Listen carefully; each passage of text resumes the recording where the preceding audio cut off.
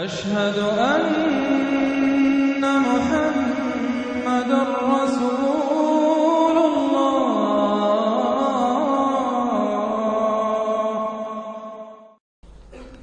اعوذ باللہ من الشیطان الرجیم بسم اللہ الرحمن الرحیم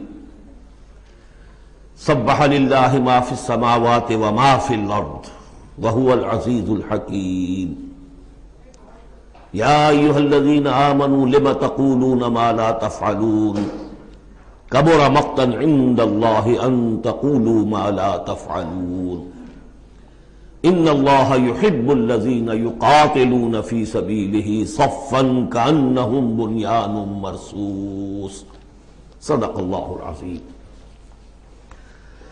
رب اشرح لی صدری ویسر لی امری واحلل عقدۃ من لسانی یفقہوا قولی اللہم ربنا الہمنا رشدنا واعذنا من شرور انفسنا اللہم ارنا الحق حقا وارزقنا اتباعه وارنا الباطل باطلا وارزقنا اجتنابه اللہم وفقنا لما تحب وترضى اللہم ربنا آنس وحشتنا في قبورنا وارحمنا بالقرآن العظیم اللہم اجعله لنا اماما ونورا وهدى ورحمة اللہم ذکرنا منہ ما نسینا وعلمنا منہ ما جہلنا وارزقنا تلاوته آناء الليل وآناء النهار واجعله لنا حجة یا رب العالمین آمین۔ اب ہم اللہ کا نام لے کر سورہ صف کا آغاز کر رہے ہیں۔ میں آپ کو بتا چکا ہوں کہ جو 10 صورتیں ہیں مدنی سورہ حدید سے سورہ تحریم تک، ان میں بالکل درمیان میں جو یہ جوڑا ہے سورہ صف اور سورہ جمعہ، اس کی امتیازی شان اسی سے نظر آ جاتی ہے کہ دونوں کا آغاز تسبیح سے ہوا ہے، ورنہ اب تک یہ تھا سورہ حدید کا آغاز سبح للہ ما فی السماوات والارض، پھر سورہ مجادلہ میں وہ بات نہیں، پھر سورہ حشر میں سبح للہ ما فی السماوات وما فی الارض، پھر سورہ ممتحنہ میں وہ بات نہیں۔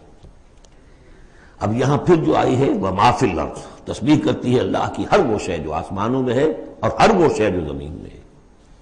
وَهُوَ الْعَزِيزُ الْحَكِيمُ، اور وہ زبردست ہے کمال حکمت والا۔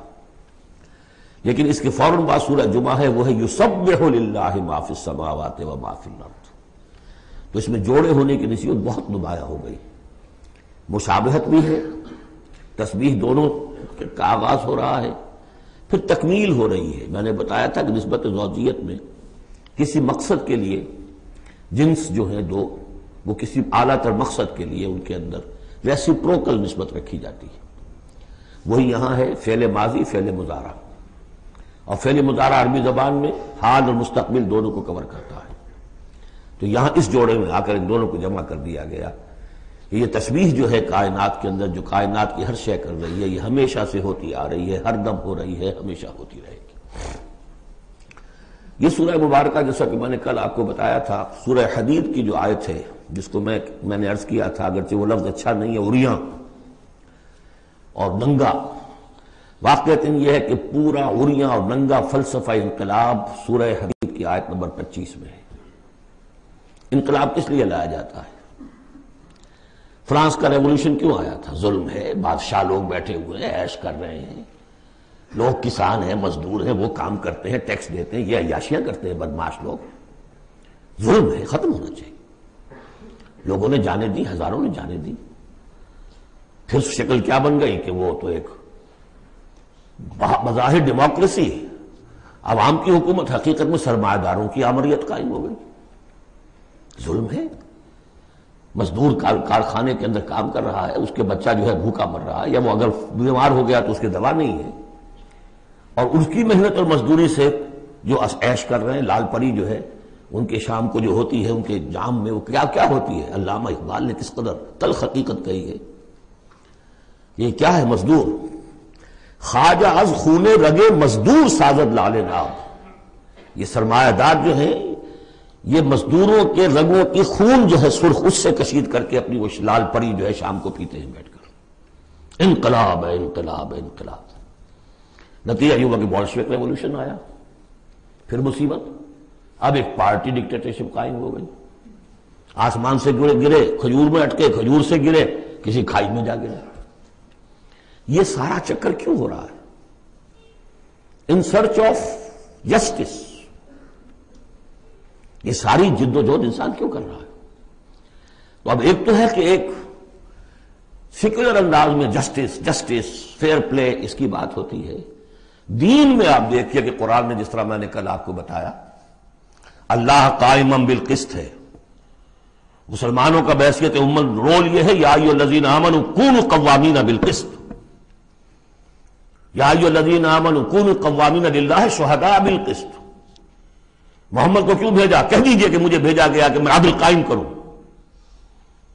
اور اب جو آیت آ گئی، ہم نے تمام رسول اسی لیے بھیجے، کتابیں اسی لیے بھیجی، میزان اسی لیے نازل کی۔ لقد ارسلنا رسلنا بالبینات وانزلنا معهم الکتاب والمیزان لیقوم الناس بالقسط۔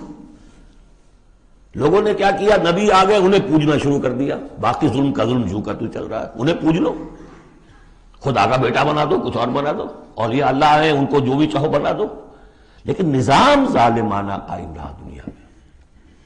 یہ محمد عربی کا کمال ہے، انہوں نے آ کر نظام کو بدلا ہے۔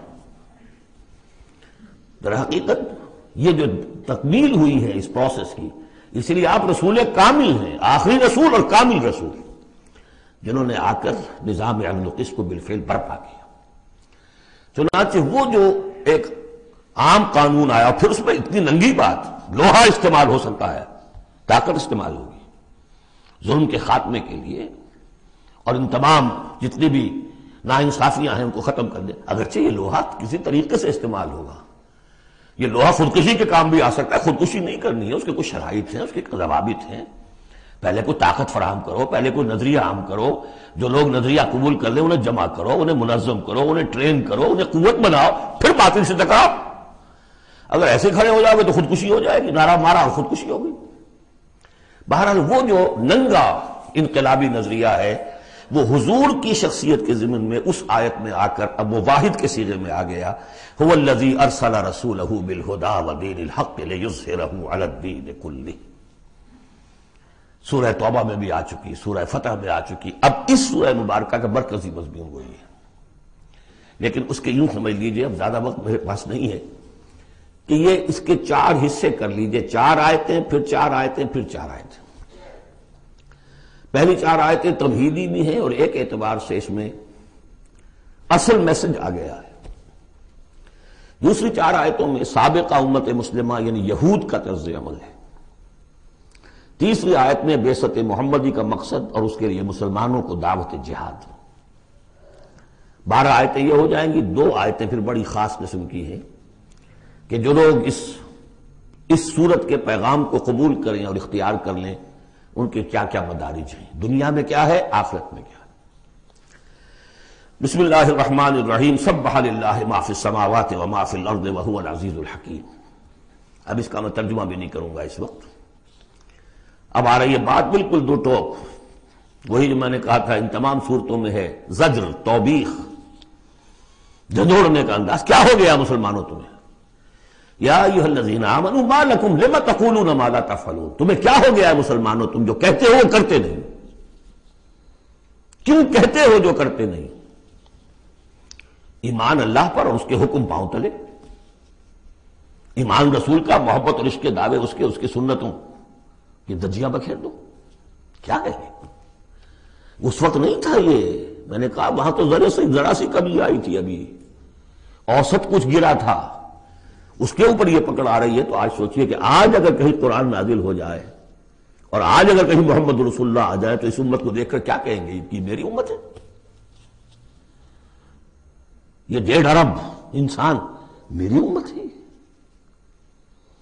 لم تقولون ما لا تفعلون کبر مقتا عند اللہ ان تقولوا ما لا تفعلون، بڑی شدید بیزاری کی بات ہے اللہ کے نزدیک کہ تم کہو جو کرتے نہیں۔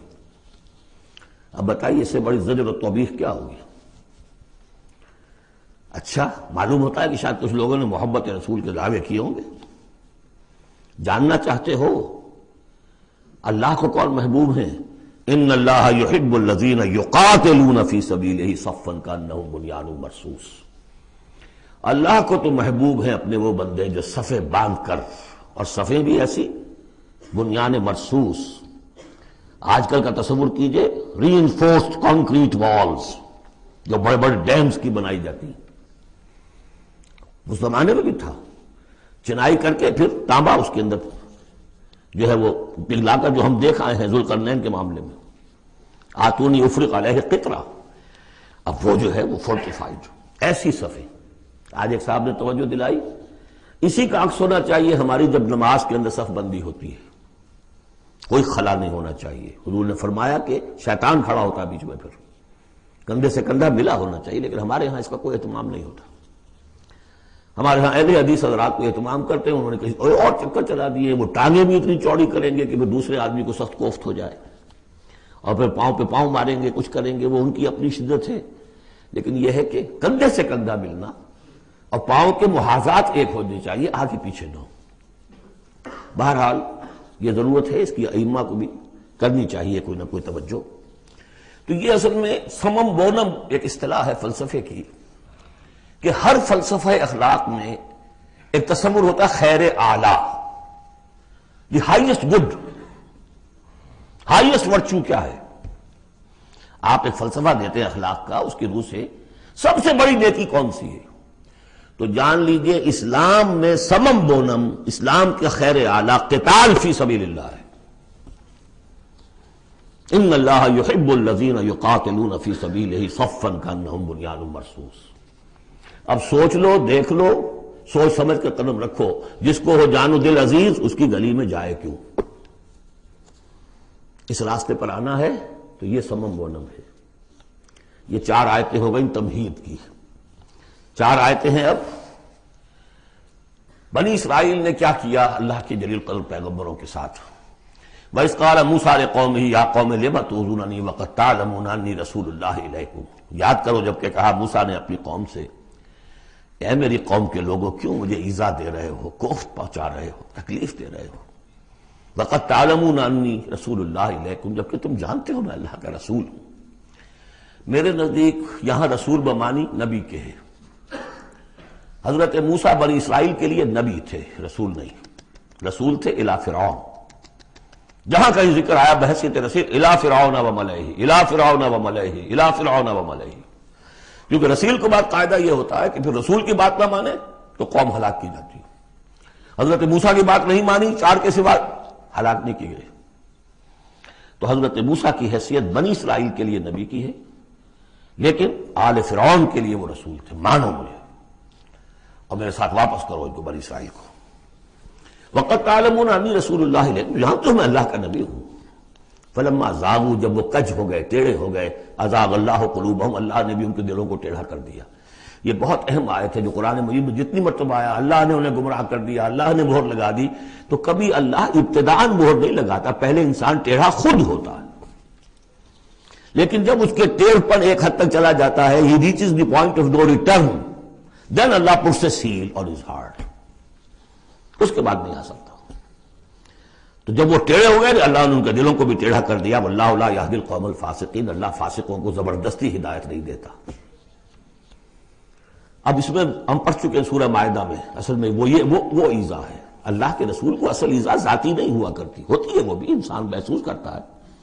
اور میں بتا چکا ہوں آپ کو سورہ احزاب میں کہ حضور حضرت موسیٰ کے ساتھ بھی اس طرح کا معاملہ کیا، لیکن حضور کے ساتھ بھی کیا. لیکن اصل ایذا جو یہاں ہو رہی ہے قتال کے لفظ کے ذکر کے ساتھ جو آ رہی ہے وہ یہ ہے. اگلا دور ان کا کیا آیا ہے، وَإِذْ قَالَ عِيسَى ابْنُ مَرْيَمَ، دوسرا دور. اب یہ ہے رسول، اصل میں بنی اسرائیل کے لیے رسول بن کر آئے وہ حضرت عیسیٰ.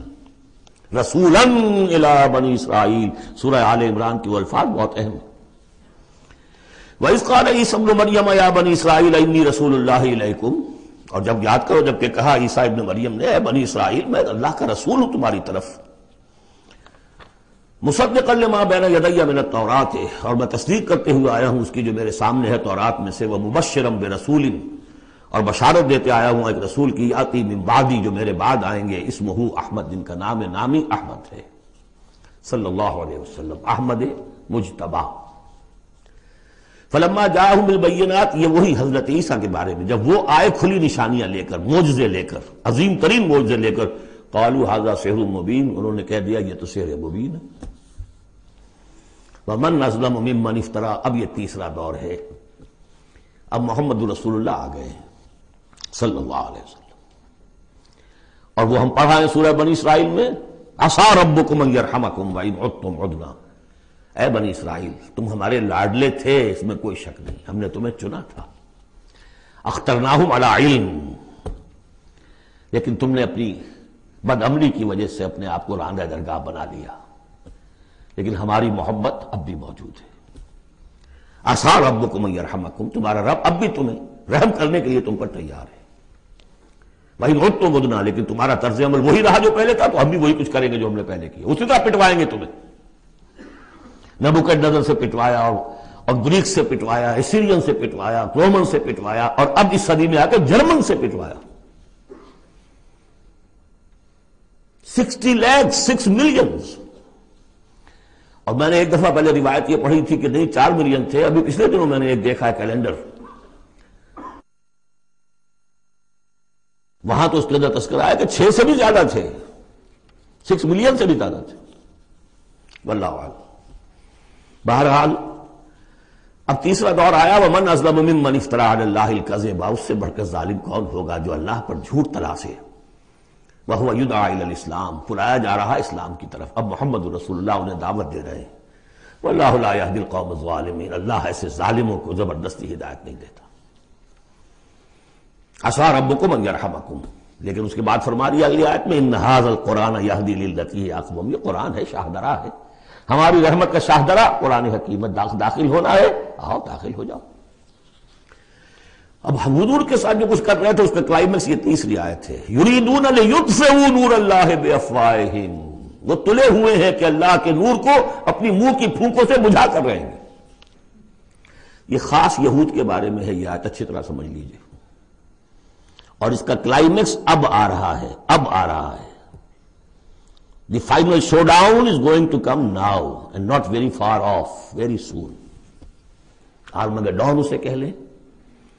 یہود پوری طریقے سے پوری عیسائی دنیا کو اپنے تسلط میں لا چکے ہیں،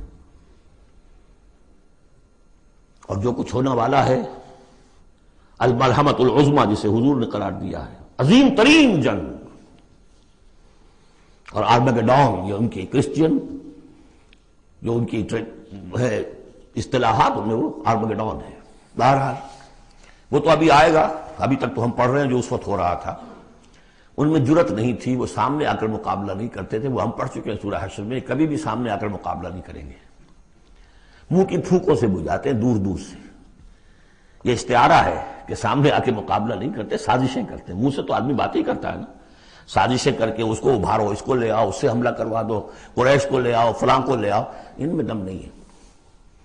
اسی کو کہا ہے مولانا ظفر علی خان نے، نور خدا ہے کفر کی حرکت پہ خندہ زن، پھونکوں سے یہ چراغ بجھایا نہ جائے گا۔ یریدون لیطفئوا نور اللہ بافواہہم واللہ متم نورہ ولو کرہ الکافرون، اللہ اپنے نور کا اتمام فرما کر رہے گا خواہ یہ کافروں کو کتنا ہی ناگوار ہو۔ یہ جو آیت آئی ہے اس سے پہلے سورہ توبہ میں، یریدون ان یطفئوا نور اللہ بافواہہم ویابی اللہ الا ان یتم نورہ ولو کرہ الکافرون، اتنا سا فرق ہے، باقی آیت جو کی تو ہے۔ اب تیسرا حصہ ہے سورت کا، اب حضور کی بعثت کس لیے ہوئی؟ هو الذی ارسل رسولہ بالہدی ودین الحق لیظہرہ علی الدین کلہ۔ یہ خاص آیت میں آپ کو بتا چکا ہوں کہ انبیاء کی بعثت، رسولوں کی بعثت کے لیے بشیر، نذیر اور مذکر، مربی، معلم، یہ سارے الفاظ، شاہد، یہ سب مشترک ہیں۔ یہ صرف محمد رسول اللہ کے لیے ہے، اور 3 دفعہ ہے۔ وہی ہے اللہ جس نے بھیجا اپنے رسول کو صلی اللہ علیہ وسلم، الہدا، کامل ہدایت نامہ جو ان پر کامل ہو گیا، اور دین حق، وہ میزان جو دی گئی تھی تمام انبیاء کو، وہ میزان اب کامل ہو کر دین حق، سچا، مکمل، عادلانہ، مبنی بر عدل و قسط نظام زندگی ہے جو بن گیا۔ کس لیے بھیجا ہے؟ لیظہرہ، سے غالب کریں، یہ نہیں وہ پامال رہے اور 30 لاکھ لوگ حج کرتے رہے، بس اللہ اللہ خیر صلی اللہ۔ رہ گئی رسم ادا روح بلالی نہ رہی، فلسفہ رہ گیا تلقین غزالی نہ رہی۔ یہ 30 لاکھ آدمی اگر کفن باندھ لیں اپنے سر سے تو دنیا میں انقلاب آ جائے گا نہ آ جائے؟ حج کر آؤ، رمضان کا عمرہ کراؤ، ریچولز بغیر ریچولز، حرام سے کمائی کرو اور عمرے کرو۔ هو الذی ارسل رسولہ بالہدی ودین الحق لیظہرہ علی الدین کلہ ولو کرہ المشرکون۔ مشرکوں کو تو یہ پسند نہیں ہوگا، مشرک چاہیں گے توحید کا نظام قائم ہو جائے، اللہ کی حکومت پوری زندگی پہ قائم ہو جائے۔ اب مشرک کون ہے؟ مشرک صرف بت پرست نہیں ہے، سب سے بڑا مشرک وہ ہے جو کہ ہیومن ساورنٹی کا اعلان کر رہا ہے، وہ تو خدائی کا اعلان کر رہا ہے۔ بت پرست نے تو یہی سمجھا ہوگا یہ کوئی دیوی ہے، دیوتا ہے، کوئی ہماری سفارش کر دے گا، اس کے علاوہ وہ تو خدا بن رہے ہو تم کہ ہم حاکم ہیں۔ یہ دعویٰ تو نمرودیت کا دعویٰ ہے، یہ دعویٰ تو فرعونیت کا دعویٰ ہے، حاکم ہم ہیں۔ الیس لی ملک مصر وہذہ الانہار تجری من تحتی۔ فرق یہ ہے کہ وہ ایک شخص ہوتا تھا، اب پوری قوم ہے، بس اور کچھ بھی نہیں۔ وہ کبھی پسند نہیں کر سکتے، تصادم ہونا ناگزیر ہے، جہاد کرنا پڑے گا، کشمکش کرنی پڑے گی۔ اب وہ کون کریں گے؟ جو اللہ کو ماننے کا دعویٰ کرے اور رسول کو ماننے کا دعویٰ کرے۔ اگلی آیت پڑھ لیجئے، یا ایھا الذین آمنوا هل ادلکم علی تجارۃ تنجیکم من عذاب الیم۔ اے ایمان کے دعوے دارو، کیا میں تمہیں بتاؤں وہ تجارت جو تمہیں دردناک عذاب سے چھٹکارا دلا دے۔ تؤمنون باللہ ورسولہ وتجاہدون فی سبیل اللہ باموالکم وانفسکم۔ ایمان لاؤ اللہ پر جیسے کہ ایمان لانے کا حق ہے۔ سورہ نساء میں بھی پڑھ چکے ہم، یا ایھا الذین آمنوا آمنوا باللہ ورسولہ والکتاب الذی نزل علی رسولہ۔ سورہ حجرات میں ڈیفینیشن مومن کی یہی ہے، انما المؤمنون الذین آمنوا باللہ ورسولہ ثم لم یرتابوا وجاہدوا باموالہم وانفسہم فی سبیل اللہ۔ تؤمنون باللہ ورسولہ وتجاہدون فی سبیل اللہ باموالکم وانفسکم ذالکم خیر لکم ان کنتم تعلمون یغفر لکم ذنوبکم ویدخلکم جنات تجری من تحتہا الانہار۔ وہ تمہارے لیے تمہارے گناہ بخش دے گا، تمہیں داخل کرے گا ان باغات میں کہ جن کے نیچے نہریں بہتی ہوں گی، اور ان باغات میں مسکن دے گا، مساکن طیبہ، بہت پیارے، بہت اعلیٰ، فی جنات عدن، ریزیڈینشل گارڈنز میں۔ ذالک الفوز العظیم، یہی بڑی کامیابی ہے۔ یہ بہت اہم نکتہ ہے، بندہ مومن کی نگاہ اس کامیابی پر جمی ہونی چاہیے، دنیا کی کامیابی پہ نہیں، دنیا میں دین کی کامیابی پر بھی نہیں۔ آپ حیران ہو یہ کیا کہہ رہا ہے؟ نصب العین صرف آخرت۔ اگر آپ نے دنیا میں کامیابی کو نصب العین بنا لیا تو گڑبڑ ہو جائے گی، پھر آپ کہیں گے یہ تو صحیح طریقے سے کام نہیں ہو رہا تو ٹیڑھے سے کرو، سیدھی انگلیوں گھی نہیں نکل رہا تو ٹیڑھی کرو، بائی ہوک اور بائی کروک، جیسے کوئی ہاکی کا پلیئر چلتا ہے لے کر کیری کرتا ہے۔ اسی میں تحریکیں گم ہو جاتی ہیں، تحریکوں کے قبرستان بنے ہیں اسی بنیاد پر۔ تم دیکھو تمہارا فرض یہ طریقہ کار یہ، اس طریقے پہ کام کرتے رہو، نتیجہ نکلے نہ نکلے تمہیں اس سے کوئی بحث نہیں۔ ہاں طریقہ کار پر نظر ثانی کرتے رہو، وہ طریقہ محمد رسول اللہ سے ماخوذ اور منہاج۔ لِكُلٍّ جَعَلْنَا مِنْكُمْ شِرْعَةً وَمِنْهَاجًا، ہم نے ہر ایک کو تم میں سے شریعت بھی ایک دی ہے، منہاج بھی دیا ہے۔ منہاج محمدی کیا ہے بولو؟ تم امت محمد ہو صلی اللہ علیہ وسلم۔ تو یہ بات نوٹ کر لیجئے، بہت اہم ہے، بس تجزیہ کر لیجئے اب تک جو کچھ آیا ہے اس میں، بلکہ اب آخری دو آیتیں بھی پڑھ لیجئے۔ ایک حیثیت سے یہ 12ویں آیت پر آ کے مضمون مکمل ہو گیا۔ ذالک الفوز العظیم، بڑی کامیابی یہی ہے۔ البتہ دنیا میں ایک اور بونس کی شکل میں ہے، وَأُخْرَىٰ تُحِبُّونَهَا، ایک اور شے جو تمہیں بہت پسند ہے۔ اللہ کی نگاہوں میں تو اس کی کوئی حیثیت نہیں، اس لیے کہ اللہ کی نگاہ میں تو اگر وہ کرنا ہی چاہے تو دین حق کو غالب کر دے آنے واحد میں۔ اللہ تو تمہیں دیکھ رہا ہے بس کہ تم نے کتنی کچھ جانفی شانی کی، کہ چونکہ تمہارا امتحان ہے۔ لیکن تمہاری نگاہوں میں بہرحال انسان ہو تو بربنائے طب بشری انسان چاہتا ہے کہ جو کچھ ہم کریں اس کا نتیجہ بھی اگر نظر آ جائے تو کیا کہنے۔ وَأُخْرَىٰ تُحِبُّونَهَا، اور وہ دوسری چیز اور بھی جس کا جو تمہیں پسند ہے، وہ کیا ہے؟ نصر من اللہ وفتح قریب، اب اللہ کی طرف سے مدد آیا چاہتی ہے اور فتح تمہارے قدم چوما چاہتی ہے۔ لیکن یہ ظاہر بات ہے یہ کب اتری ہے، یہ میں آپ کو بتا چکا ہوں، اس کو سمجھیے سورہ صف کو سورہ احزاب کا زمیمہ، وَبَشِّرِ الْمُؤْمِنِينَ، یہی الفاظ آئے ہیں، اور اے نبی اس کی بشارت دے دیجئے اہل ایمان کو۔ قول میں حضور کا آپ کو سنا چکا ہوں، آپ نے فرما دیا تھا غزوہ احزاب کے بعد، لن تغزوکم قریش بعد عامکم ھذا، اے مسلمانوں اب اس سال کے بعد قریش تم پر چڑھ کر نہیں آ سکتے، ایگزاسٹ ہو چکے ہیں۔ وَلَكِنَّكُمْ تَغْزُونَهُمْ، اب تمہاری طرف سے انیشیٹو ہوگا، اور وہ انیشیٹو تھا کہ جو عمرے کے سفر کی نیت سے آپ نے کیا، صلح حدیبیہ ہو گئی، اور اِنَّا فَتَحْنَا لَكَ فَتْحًا مُبِينًا کی آیت اتری۔ اور دوسری چیز آخرت میں یا ایک روحانی جو مقام تمہیں اس سے حاصل ہوگا، تم اللہ کے مددگار کا قرار پاؤ گے، اس سے اونچا کوئی مقام ہو سکتا ہے؟ یا ایھا الذین آمنوا کونوا انصار اللہ، اگر تم اللہ کے دین کا جھنڈا اٹھانے کے لیے اپنی جانیں لگا رہے ہو تو کس کے مددگار ہو؟ اللہ کا دین ہے، جھنڈا اس کا ہے، اور یہ فرض منصبی اصل تھا محمد کا، تو ان کی بھی مدد ہے۔ من انصاری اللہ آگے آ جائے گا۔ اہل ایمان اللہ کے مددگار بنو، کما قال عیسی ابن مریم للحواریین، جیسے کہ کہا تھا عیسیٰ ابن مریم نے اپنے حواریین سے، من انصاری اللہ، کون ہے میرا مددگار اللہ کی راہ میں؟ دیکھیے جیسے بیعت کی نسبتیں آئی تھیں دو، بیعت حضور سے، بیع اللہ سے، لہذا تیسرا ہاتھ اللہ۔ وہی مسئلہ یہ ہے، نصرت اللہ کی، لیکن میری نصرت اللہ کی طرف۔ اللہ کی نصرت کیسے کرو گے؟ میری نصرت کرو اللہ کے راستے میں، محمد رسول اللہ والذین معہ۔ اب بھی طریقہ جو فطری ہے وہ یہی ہے، جس کو بھی اللہ ہمت دے دے وہ کھڑا ہو۔ میں نے یکسو ہو کے فیصلہ کر لیا، میں نے تو اب اسی کے لیے جینا، اسی کے لیے مرنا ہے، آؤ بھائی کون میرے ساتھ آتا ہے؟ میں انصاری اللہ، میں تو چل رہا ہوں، وہ ساتھی ملے گا تب بھی چلوں گا، نہیں ملے گا تب بھی چلوں گا۔ اب کون میرے ساتھ آتا ہے؟ من انصاری اللہ، جو ہاتھ میں ہاتھ دے وہ اس کا ساتھی ہے۔ اذ قال عیسی ابن مریم للحواریین من انصاری اللہ قال الحواریون نحن انصار اللہ۔ اگرچہ وہ مددگار تھے حضرت عیسیٰ کے، حقیقت میں تھے اللہ کے، بظاہر عیسیٰ کے، حقیقت اللہ کے۔ فآمنت طائفۃ من بنی اسرائیل، تو بنی اسرائیل دو گروہ میں تقسیم ہو گئے، ایک وہ جو ایمان لے آیا اور ایک وہ جو کفر پر اڑا رہا۔ وکفرت طائفہ فأیدنا الذین آمنوا علی عدوہم، تو ہم نے مدد کی ان کی جو ایمان لائے تھے ان کے خلاف، کہ جنہوں نے کفر کیا تھا ان کے دشمنوں کے خلاف، فاصبحوا ظاہرین، بالآخر وہی کامیاب ہوئے۔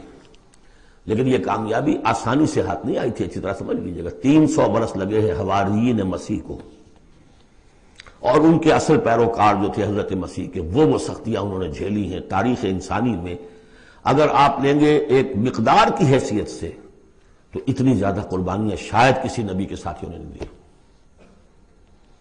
ایک ہے چیز جو ہے وہ سمٹ کر آ گئی ہو تھوڑے سے وقت میں، وہ ہے حضور کا معاملہ، کہ حضور کا اور آپ کے ساتھیوں کا۔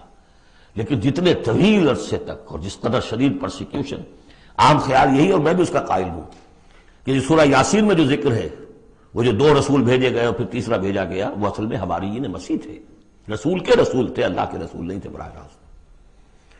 اسی طریقے سے آپ کو معلوم ہے جو پرسیکیوشنز ہوئی ہیں ان کی، جس طریقے سے انہیں ستایا گیا ہے۔